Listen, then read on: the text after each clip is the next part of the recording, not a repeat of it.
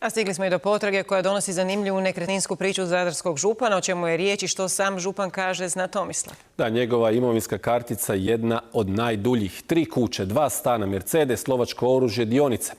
No ono što je, dok je istraživala imovinu HDZ-ova zadarskog župana Božidara Longina, Silvani Menđušić zapelo za oko je gomila terena.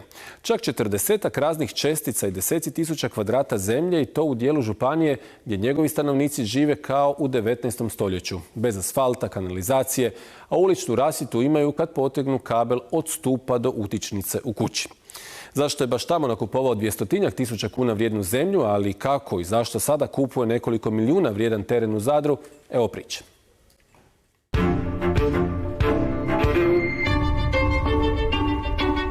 Ova su 3 hektara zemlje u Crnom u imovinskoj kartici župana poput Houdinija ili Davida Copperfielda.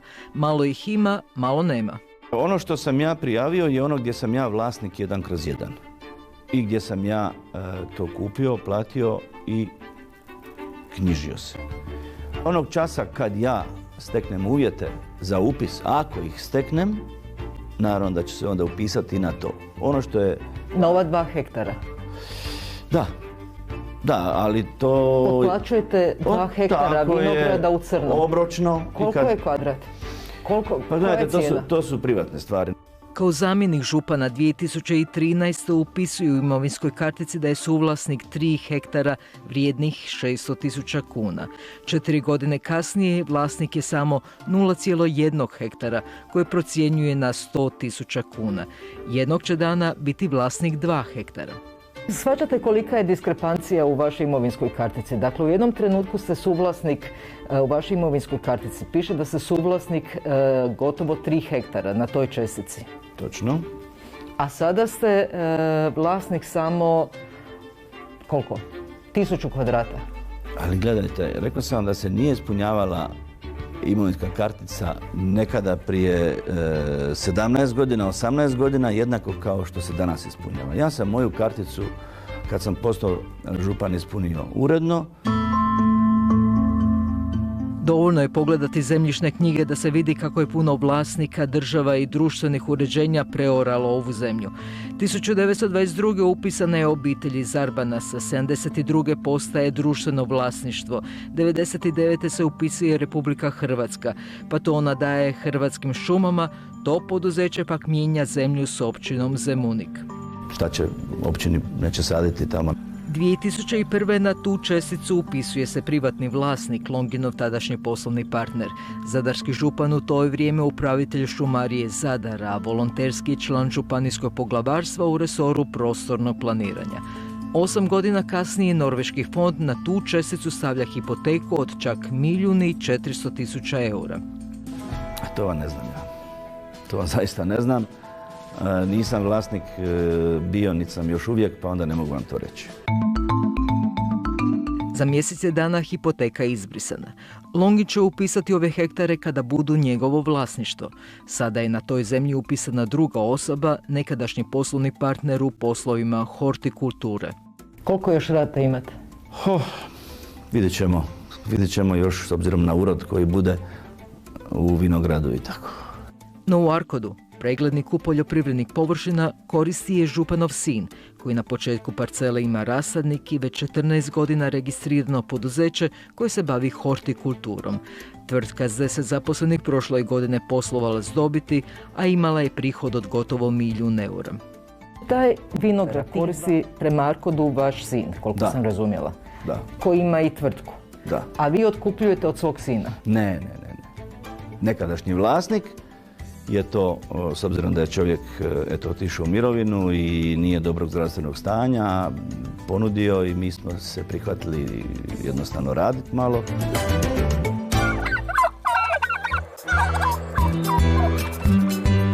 Brzo ne možete doći do još jednog poljoprivrednog zemljišta u vlasništvu Božidara Longina. Sve to zaradi vi nas vodite. Tek sada po puta. Longin je upisan kao vlasnik terena na rubovima županije kojom upravlja. Na nepristupačnom dijelu Velebita ima 40-ak čestica uredno do kvadrata upisanih u imovinskoj kartici. Ovo je biti već Velebit. To je već bio Velebit.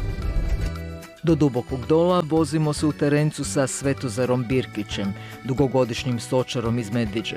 Svakog dana penje se u Velebit gdje mu pase stado od 80 krava. Tu su ljudi prije živjeli, u biti tu su naši stari, znači moji stariji su tu govorili isto prije na ispašu. Pa su to čuvali ovi gori mještani koji su bili. Međutim, sad više gore nema nikog od mještana, to je sve napušteno, sve je otišlo, sve je ostalo. Tvrd je kruh stočara u Velebitu, ali se Birkić ne žali. Živjelo se isto od stočarstva, najvjerojatnije drža koze, krave, konje. Imate svoje potrebe, tu je on sadje i krompir, i kuruz, i pšenicu, sija, ima je sve svoje, nije išao u dućan. Prije rata se kruh nikad nije kupovao. Nije da itko žuri na ovaj teren. Naš vodič upućuje nas da je ovdje rođen Marijan Matijević, neko najjači čovjek na svijetu. U biti on nije iz Dubokog Dola, ni iz Jelovca.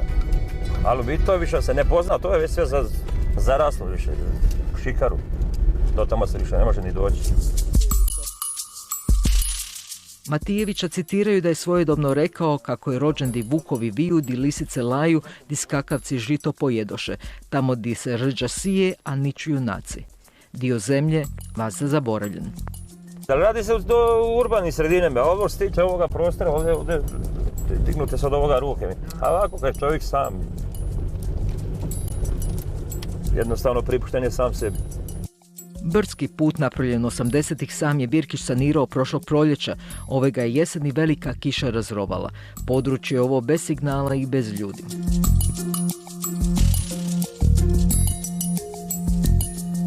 U zakupu ima nešto državnog zemljišta, nešto privatnog. Ove je kuće obnovila država, no nema nikoga. Na objektima koji su prije 15 godina bili obnovljeni javnim novcem, vide se tragovi devastacije. Kažu tu kod nas pusto mliko mačka loču. Ovo je kuća koju je kupio Longin uz još desetke parcela.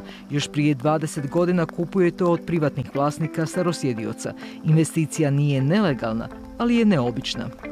Pa jedno društvo, moji prijatelji koje eto u jednom trenutku poželjelo malo osame, me na to nagovorilo i zajedno smo u to otišli i evo zadnjih možda 10 godina nisam tamo niti otišao. Prije 7 godina u imovinskoj kartici upisao 7 velebitskih hektara i procijenio vrijednost na 350.000 kuna.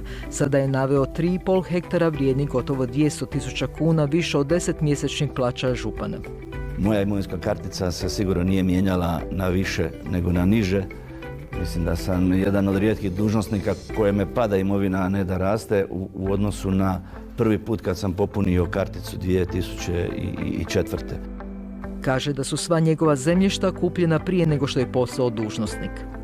Sad je možda takova cijena da ne bi mogao dobiti za to ništa, a možda jednog dana bude zaista vrijedilo toliko.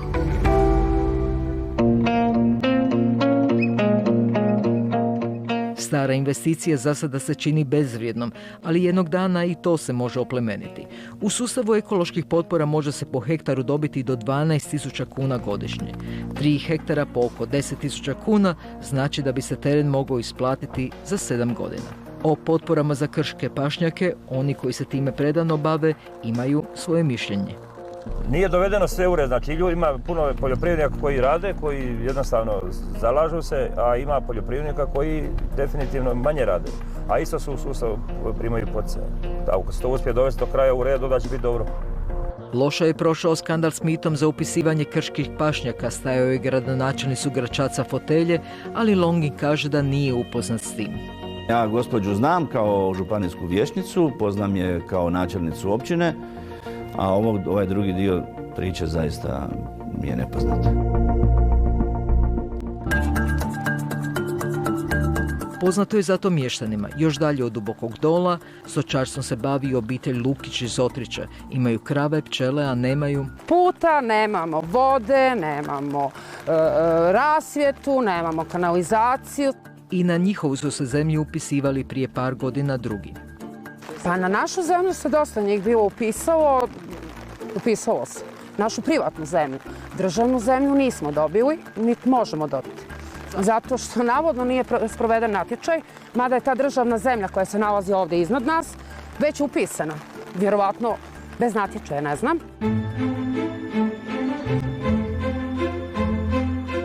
Bojana s obitelji živi pod vjetroelektranama. Đoko iz Velike Popine također. Da vidim da imam 21. stoljeće civilizaciju, da me vuče želja, da imam civilizaciju. Znači uzmem svoj kabel, provučem u kuću, ponekad uključim da malo sija, naročito ljeti kad unici dođu. 17 tih vjetroelektrana proizvodi 42 MW struje, nisu u stanju da nam naprave 50-60 lampa u Velikoj Popini. Obraćao se i novo imenovanom načelniku općine Gračac. Pitao ga je ima li šanse da poprave put. Dobar dan, a rekli ste da napišem zamolbu vezano puta u Velikoj Popini koje je vaša tajnica zaprimila, pa me interesuje da li ste razmišljali da taj dio puta dovedete malo u red, gradonačelnik općine Gračaca, meni odgovara he he. I da li je to odgovor jednog školovanog čovjeka? He he, pa čekajte molim vas. Jesi uhvatio? Ni u Krupi nisu sretni s uvjetima života, mirovine male, troškovi veliki. Meni kaže daj neke vode, ja slabo se razumijem još u to. Vod mora, vod da plaćate, ali neke otpadne vode da ja plaćam, gdje ja imam šta, nemam ja tvornica pa da imam otpad da ide slivne vode, pa meni se sliva sa moje kuće u moju kunovu i spreće moje i ja to moram plaćati. Svetozar u 85. još ide za kozama. Malo mu je popravljen kućni budžet kada je obitelj prodala zemlju.